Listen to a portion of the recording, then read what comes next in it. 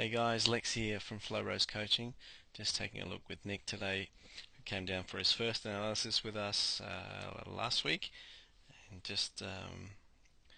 essentially just trying to improve his freestyle swimming. Currently swimming a couple of times a week on his own, about a kilometre each time. Just finding his drop-off rate is quite high after a couple of 100 metres, getting very tired and not able to maintain much form through his stroke. So side on. We can just see doesn't look too bad. The main issue here is breathing. So we can see both goggles coming out of the water, and we really want to try and keep one goggle in the water the whole time. So flatten that out, and we call that Popeye breathing. The other thing we want to try and do, as we can see in the top shot there, breathing to one side only. So if we can bilateral breathe and practice bilateral breathing, bubble bubble breathe in between each stroke, it just helps constant exhalation of air, and therefore dumping a lot of air out of your lungs and improving your body position. So as you go down the pool, your legs do tend to drop, and not a great angle of it there, but there is a bit of an issue with drag there. In particular, your right foot, which I know you've had issue with injury. You can see in the top shot there, causing all sorts of drag coming right out. But also the leg drop as well is quite evident as you fatigue. So you can sort of see the legs in that top shot there clearly. So anyway, so we're just concentrating on breathing. So breathing bilaterally, bubble bubble breathe is the mantra that you want to achieve, and also Popeye breathing. So trying to keep the head lower in position, forehead down, and breathing towards the pocket. So following the hand around with the eyes is a good start to time the breathing. So not too far off, quite a natural sort of timing there. So head position breathing all in one then. Bilateral breathing would be the number one issue there. The second issue would be your catch, so the front end of the stroke then. So coming in at quite a good angle, we can see there that the wrist is indeed below the elbow and the elbow is below the shoulder, and you maintain that through that drive phase of the catch. So at this point you want to engage the water.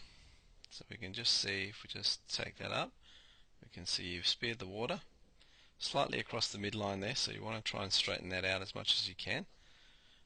Hand out in front of the shoulder and then pulling directly down to the hip. So the first point of the catch is in fact gauging, it was just feeling that water out, so engaging the hand and the wrist. So we tend to flatten out through here. This is a non-breathing action on that arm. It's quite a strong push down on the water. What we want to try and get is a push back on the water, so we engage the elbow up and the hand comes down. So in that similar position, so we can see quite straight arm in that top shot. So really want to see some sort of angle in that upper arm. So between 100 and 120 degrees is ideal. And so yeah, quite flat through there, about 140, something like that. Well, probably the same on the other arm as well.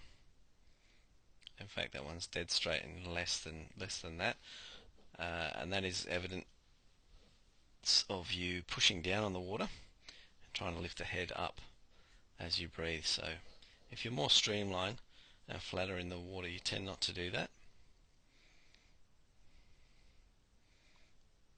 So in fact, when we were doing these drills, we switched to bilateral breathing, and your body position improved remarkably on that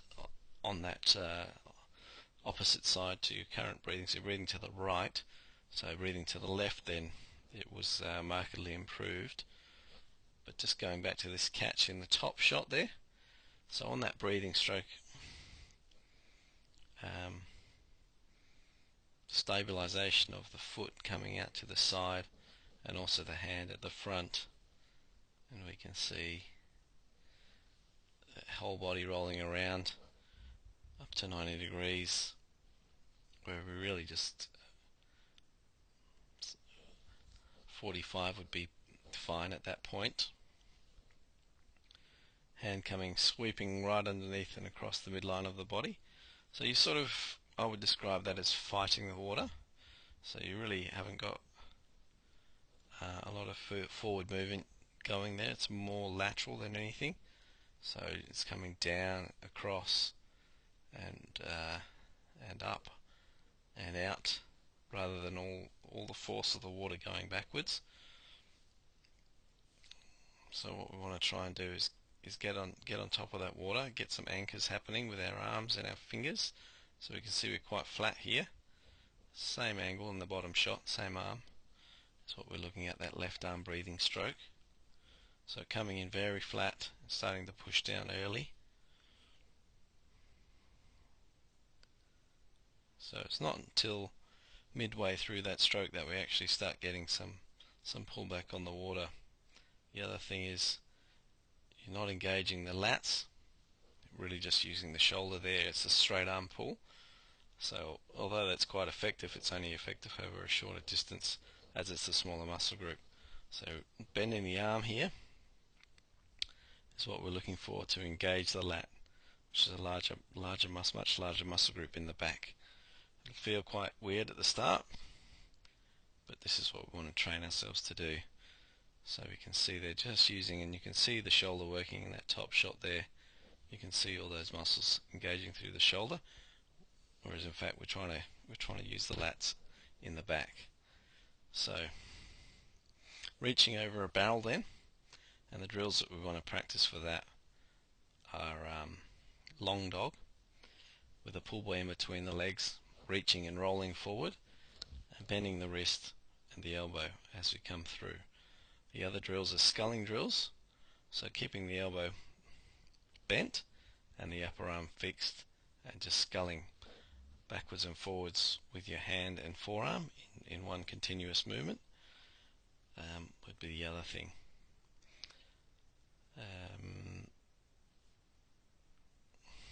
In terms of leg kick, they're ineffective and it's causing you a lot of drag.